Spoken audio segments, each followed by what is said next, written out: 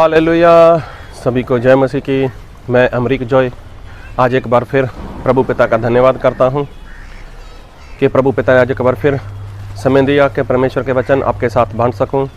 आप मेरे इस चैनल को सब्सक्राइब कर लो, साथ में जो बेल आइकॉन है उसको टच कर लो ताकि आने वाले वीडियो का नोटिफिकेशन, उसकी जानकारी आपको तुरंत मिलने पाए और आप मेरे साथ इस वीडियो के अंत तक बने रहें। तो आज मैं जो आपसे बात करने वाला हूँ, इस बात को बहुत ध्यान से सुनना, इस बात को बहुत ध्यान से समझना कि हमारे परमेश्वर वो सचमुच बहुत ही महान हैं, वो बहुत ही पवित्र परमेश्वर हैं। और परमेश्वर ने हमें जो बाइबल दिया है, तो जब इंसान बाइबल पढ़ता है, जब बाइबल को सुनता है, तो इसमें प्रभु यीशु मसीह ने ढेर सारे चमत्कार किए हैं, ढेर सारे चिन्ह चमत्कार किए हैं। तो जब हम देखते हैं तो प्रभु यीशु मसीह ने जो चमत्कार किए हैं, वो चमत्कार प्रभु यीशु मसीह ने एक तरह से के नहीं किए हुए। तो एक ही तरह की मुश्किल थी, एक ही तरह की समस्या थी, तो प्रभु यीशु मसीह ने उस समस्या को, उस मुश्किल को अगर दूर किया है, तो प्रभु यीशु मसीह ने अलग अलग तरीके से, अलग अलग अपने हिसाब से उसको दूर किया है। क्योंकि परमेश्वर जब भी काम करते हैं तो वो इंसान की सोच के बाहर होता है, इंसान की समझ के बाहर होता है। इंसान की बुद्धि, इंसान की समझ, इंसान का ज्ञान, वो ऐसा सोच भी नहीं सकता जैसा काम परमेश्वर करते हैं। और परमेश्वर है, उनका जो रास्ता है वो रास्ता बिल्कुल सीधा है और वो रास्ता बिल्कुल आसान है। लेकिन आज लोगों को परमेश्वर के रास्ते के ऊपर वो चलना ही नहीं है, उस आसान रास्ते के ऊपर इंसान को बढ़ना ही नहीं है। और बाइबल में ऐसा लिखा है, एक वचन पढ़ना चाहूँगा आपके लिए, और मैं वचन पढ़ूँगा आपके लिए। और प्रेरितों काम रसूला उसका 13 अध्याय उसके 10 वचन। हे सारे कपट और सब चतुराई से भरे हुए शैतान की संतान, सकल धर्म के बैरी, क्या तू प्रभु के सीधे मार्गों को टेढ़ा करना ना छोड़ेगा। अभी देखो यहाँ पर पौलुस एक ऐसे इंसान से बात कर रहा है जो परमेश्वर के मार्ग को, जो सीधा है और जो आसान है, उसको वो टेढ़ा कर रहा था, उसको वो टेढ़ा लोगों को बता रहा था। लेकिन प्रभु के दास ने उसको डांट दिया और उसको क्या बोला, एक बार फिर पढ़ूंगा। हे सारे कपट और सब चतुराई से भरे हुए शैतान की संतान, सकल धर्म के बैरी, क्या तू प्रभु के सीधे मार्गों को टेढ़ा करना ना छोड़ेगा। देखो प्रभु का जो मार्ग है, प्रभु का जो रास्ता है, वो तो सीधा है, आसान है, और ऐसा नहीं कि इंसान उसके ऊपर चल नहीं सकता। लेकिन परमेश्वर का जो रास्ता है वो बिल्कुल सीधा है। और फिर एक वचन लिखा है, होशिया उसका 14 अध्याय उसके 9 वचन। जो बुद्धिमान हो वह इन बातों को समझेगा, जो प्रवीण हो वही इन्हें बूझ सकेगा, क्योंकि यहोवा के मार्ग सीधे हैं और धर्मी उनमें चलते रहेंगे, परंतु अपराधी उनमें ठोकर खाकर गिरेंगे। अभी देखो यहोवा के मार्ग क्या हैं, वो सीधे हैं। तो परमेश्वर का जो मार्ग है वो बिल्कुल सीधा है और परमेश्वर का मार्ग वो बिल्कुल आसान है। लेकिन बहुत से लोग इस मार्ग के ऊपर चलना तो चाहते हैं, परमेश्वर जैसा कहते हैं इंसान वैसा परमेश्वर के पास आता तो है। लेकिन परमेश्वर जब कोई काम करते हैं तो इंसान चाहता है कि उनके हिसाब से हो, उनके तरीके के साथ हो, लेकिन परमेश्वर ऐसा कभी नहीं करते। एक बार ऐसा हुआ, एक आराम की सेना थी और उसका सेनापति था जिसका नाम था नमान। अभी वो सेनापति नमान वो कोढ़ी था, उसको कोढ़ लगा हुआ था।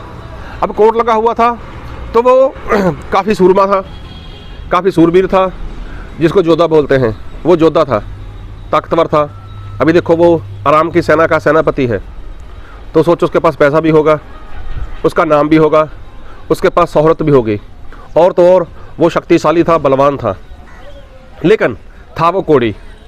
अभी कोढ़ी था तो पैसा था, पहचान थी, नाम था, तो क्या उसने अपना इलाज नहीं करवाया होगा।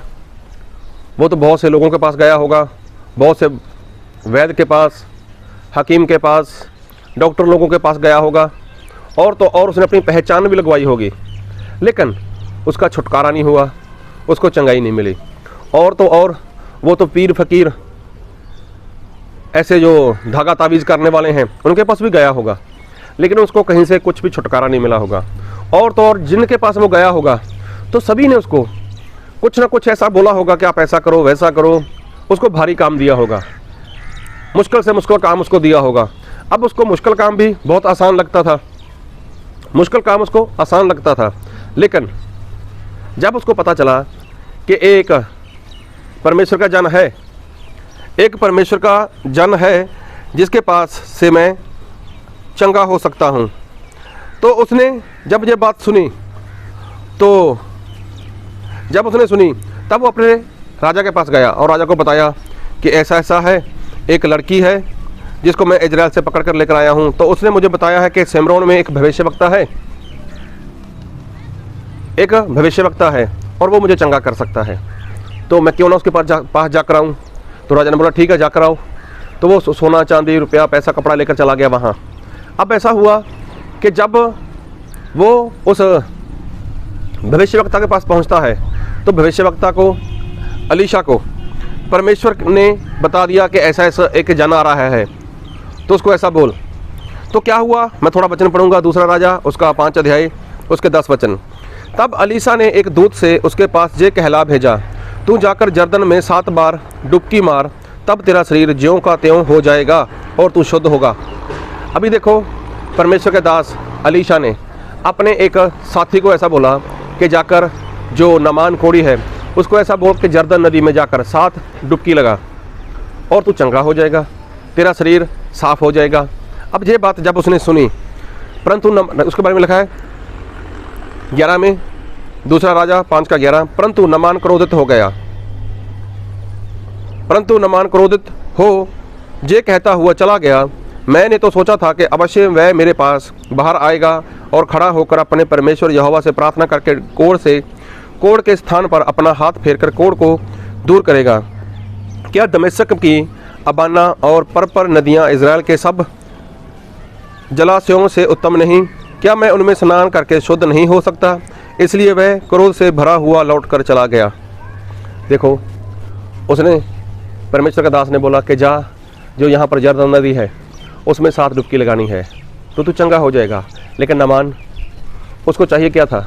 उसको तो चंगाई चाहिए थी, उसको तो आज़ादी चाहिए थी कोढ़ से, लेकिन उसको तो क्रोध आ गया।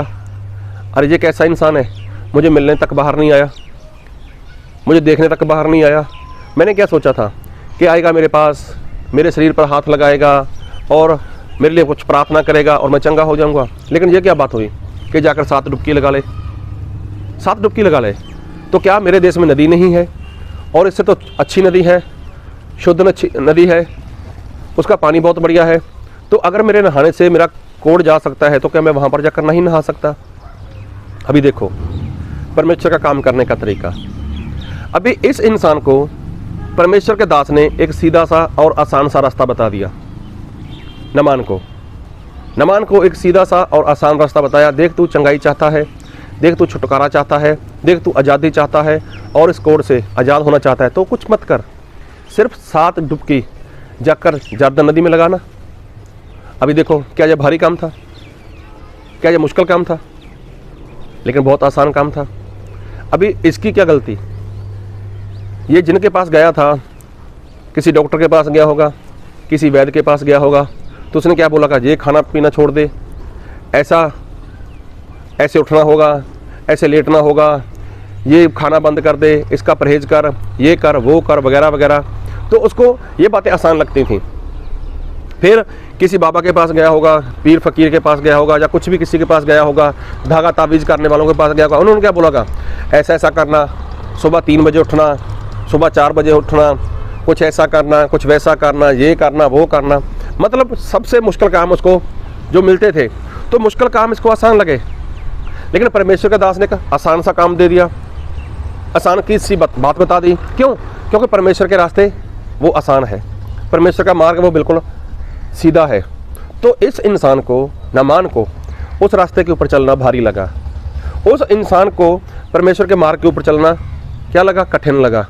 तो ये तो क्रोध में आ गया। अरे ऐसे कैसे मैं चंगा हो सकता हूँ? ऐसे कैसे? मुझे तो कोई भारी काम मिलता। मन में सोच रहा होगा कि ये कौन सी बात है कि मैं छोटे से काम से 7 डुबकी लगाने से मैं चंगा हो जाऊंगा? ऐसे कैसे? अरे मैंने कितना पैसा खर्च किया, मैंने कितना समय बर्बाद किया, लेकिन मेरा छुटकारा तो नहीं हुआ, मेरी चंगाई तो नहीं हुई, लेकिन ऐसे कैसे हो सकता है। खैर, उसके बाद क्या हुआ, बाइबल में लिखा है इसके दूसरा राजा 5:13, तब उसके सेवक पास आकर कहने लगे, हे हमारे पिता, यदि भविष्यवक्ता तुझे कोई भारी काम करने की आज्ञा देता तो क्या तू उसे ना करता। फिर जब वह कहता है कि स्नान करके शुद्ध हो जा, तो कितना अधिक इसे मानना चाहिए। अभी देखो, उसका एक सेवक जो समझदार था, और मुझे लगता है कि ये सेवक इसके साथ कई जगह पर गया होगा, ऐसा मेरा मानना है। किसी वैद्य के पास गया होगा, किसी बाबा के पास गया होगा, धागा तावीज़ करने वाले के पास गया होगा, डॉक्टर के लोगों के पास गया होगा। तो उन लोगों ने मुश्किल से मुश्किल बातें बोली होंगी इसको। तो ये भी देखता होगा कि मेरे स्वामी तो कोढ़ से पीड़ित है, लेकिन इसको मुश्किल काम दिए जा रहे हैं। हो सकता है किसी ने बोला हो तुझे एक हफ्ते तक नंगे पाँव घूमना है, सुबह जल्दी उठकर जो घास के ऊपर ओस गिरती है उसमें चलना होगा, वगैरह वगैरह। हो सकता है बहुत कुछ बोला हो, ठंड में बोला होगा, गर्मी में, कुछ भी बोला होगा इसको। लेकिन ये जो नौकर था, इसने देखा कि मेरे स्वामी ने तो बहुत मुश्किल काम किए हैं। आज एक परमेश्वर का जन जो भविष्यवक्ता है, और उसने किया क्या है, कुछ भी तो नहीं बोला ऐसा। उसने तो यही बोला है कि यरदन नदी में जाकर 7 डुबकी लगानी है। एक बार फिर पढ़ूंगा, तब उसके सेवक पास आकर कहने लगे, हे हमारे पिता, यदि भविष्यवक्ता तुझे कोई भारी काम करने की आज्ञा देता तो क्या तू उसे ना करता। देखो, परमेश्वर के हमारे स्वामी, जब परमेश्वर के दास ने आपको बोला है कि 7 डुबकी लगा और चंगा हो जा, तो आपको ये आसान काम मुश्किल क्यों लग रहा है। लेकिन अगर ये परमेश्वर का दास आपको ऐसा बोलता कि ये जो पहाड़ है ना, पहाड़ के ऊपर 7 बार चढ़ना है, 7 बार उतरना है, तो ये मुश्किल काम आपके लिए था, तो ये मुश्किल काम आप बहुत आसानी के साथ कर सकते थे। लेकिन परमेश्वर के दास ने आपको एक आसान सा काम दे दिया, तो आसान सा काम आपको मुश्किल क्यों लग रहा है। तो आप क्या करो, फिर जब वह कहता है कि स्नान करके शुद्ध हो जा, तो कितना अधिक इसे मानना चाहिए। उसने कुछ भारी काम तो दिया ही नहीं आपको, उसने मुश्किल काम तो दिया ही नहीं आपको, उसने तो आसान सा रास्ता बताया आपको, क्योंकि परमेश्वर का रास्ता तो वो आसान है और सीधा है। लेकिन आपको मुश्किल लग रहा है, आपको भारी लग रहा है। तब उसने परमेश्वर के भक्त के वचन के अनुसार जर्दन को जाकर उसमें 7 बार डुबकी मारी, और उसका शरीर छोटे लड़के का सा हो गया और वह शुद्ध हो गया। अब देखो, उस भाई साहब को, नमान को, जब उसके ही किसी ऐसे सिपाही ने, ऐसे सैनिक ने बताया कि आपको ऐसा कर लेना चाहिए, ये आसान सा काम है, तो देखो, जब उसने उस सिपाही की बात को सुना और माना, हाँ है तो आसान काम, लेकिन मुझे भारी क्यों लगा, क्योंकि अभी तक उसका भरोसा ऐसा बना हुआ था। डॉक्टर लोग, वैद्य लोग, धागा तावीज़ करने वाले बाबा लोग, ना जाने कितना उससे पैसा लिया होगा, कितना रुपया पैसा, सोना चांदी, उससे उन लोगों ने उसको लूट लिया होगा, लेकिन कहीं से कोई छुटकारा नहीं। लेकिन इस परमेश्वर के दास ने तो कुछ पैसा नहीं मांगा, कुछ शर्त नहीं रखी, लेकिन उसने एक आसान सा रास्ता बता दिया। तो जब आसान सा रास्ता बता दिया, तो देखो, उस आसान से रास्ते के ऊपर इंसान को चलना मुश्किल लगता है, उस आसान से रास्ते के ऊपर इंसान को आना मुश्किल लगता है। परमेश्वर के रास्ते सीधे हैं, आसान हैं, और इंसान इसके ऊपर चल सकता है। तो प्रभु यीशु मसीह ने जब इस संसार में थे, तो और प्रभु यीशु मसीह को बहुत से कोढ़ी मिले, तो किसी कोढ़ी को प्रभु यीशु मसीह ने छूकर चंगा किया, तो किसी कोढ़ी को ऐसा बोल दिया, जाओ खुद को जाजक को दिखाओ। तो मतलब प्रभु यीशु मसीह जब भी काम करते हैं तो अलग तरीके से करते हैं।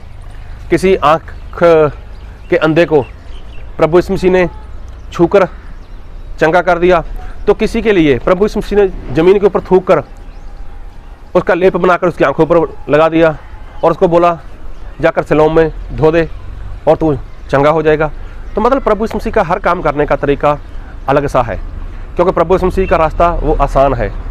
लेकिन आज लोगों को ये रास्ता आसान नहीं लगता, आज लोगों को आज ये रास्ता टेढ़ा लगता है, मुश्किल लगता है। जबकि बाइबल में हमने पढ़ा है कि प्रभु यीशु मसीह का रास्ता बिल्कुल आसान है, और ऐसे लोग हैं जो परमेश्वर के सीधे मार्ग को टेढ़ा करते हैं। ऐसे लोग हैं जो परमेश्वर के आसान रास्ते को लोगों के लिए वो मुश्किल बना देते हैं। तो आप खुद देखो कि परमेश्वर के रास्ते वो बिल्कुल परमेश्वर का रास्ता वो बिल्कुल सीधा है, आसान है, उसके ऊपर आप चल सकते हो। क्योंकि आपके पहले बहुत से प्रभु के दास लोग वो चल कर गए। अब्राहम चले, प्रभु यीशु मसीह के चेले चले, आप भी चल सकते हो, मैं भी चल सकता हूँ।